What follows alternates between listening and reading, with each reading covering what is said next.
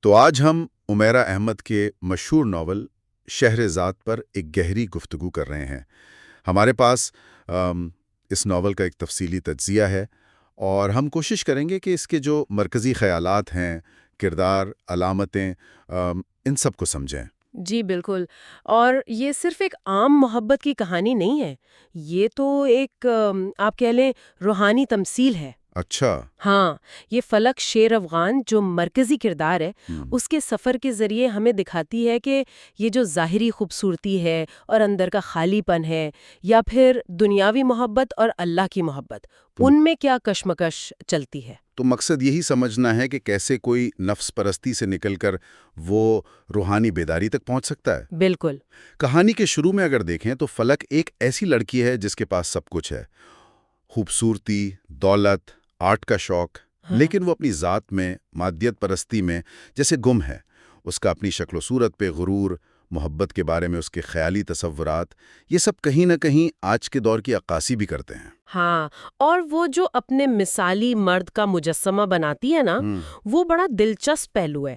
وہ صرف یہ نہیں دکھا رہا کہ وہ انسانی محبت کی پوجا کر رہی ہے، بلکہ شاید یہ اپنی ذات کی ہی بت پرستی ہے، مطلب ایک آئیڈیل امیج جو ہم بناتے ہیں۔ ٹھیک۔ پھر اس کی زندگی میں سلمان آ جاتا ہے، جی۔ جو شروع میں تو لگتا ہے کہ ہاں یہ وہی ہے جس کا اس نے تصور کیا تھا، اس کے مجسمے جیسا۔ جی۔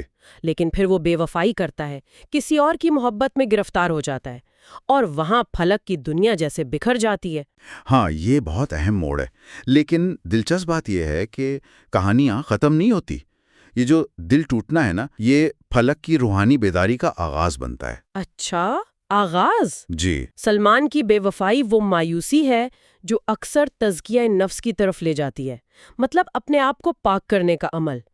یہ واقعہ پھلک کو مجبور کرتا ہے کہ وہ روکے اور سوچے، اپنے سارے پرانے خیالات، خاص طور پر محبت کے بارے میں جو اس کی تعریف تھی، اس پر سوال اٹھائے۔ اور اسی ٹوٹی ہوئی حالت میں وہ آہستہ آہستہ خدا کی طرف متوجہ ہوتی ہے۔ یہ تبدیلی بتدریج ہوتی ہے، مگر بہت گہری ہے۔ بالکل۔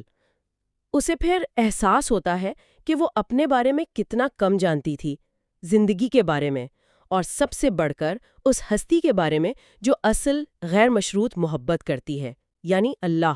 ہاں، ناول یہ دکھاتا ہے کہ سب سے بڑا نقصان کسی انسان کو کھونا نہیں ہے، بلکہ اپنے بنانے والے سے، اپنے خالق سے تعلق کھو دینا ہے۔ جی، اور وہ لمحہ جب وہ کہتی ہے، میں اس شہر کی تلاش میں نکلی تھی جو میرے اندر تھا، وہ اس کی نئی زندگی کا ایک نئے سفر کا آغاز ہے۔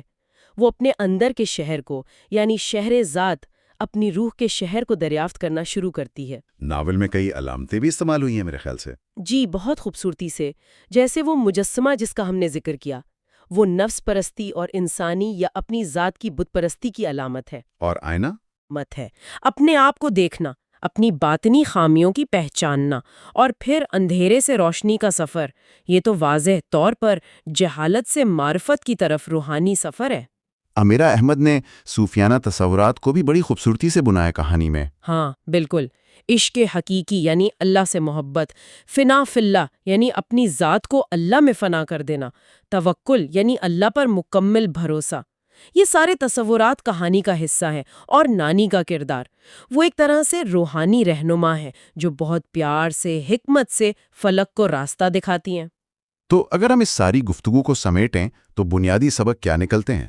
شاید یہی کہ اصل خوبصورتی اندر کی ہے، باطن کی۔ انسانی محبت نامکمل ہو سکتی ہے، لیکن خدا کی محبت لازوال ہے۔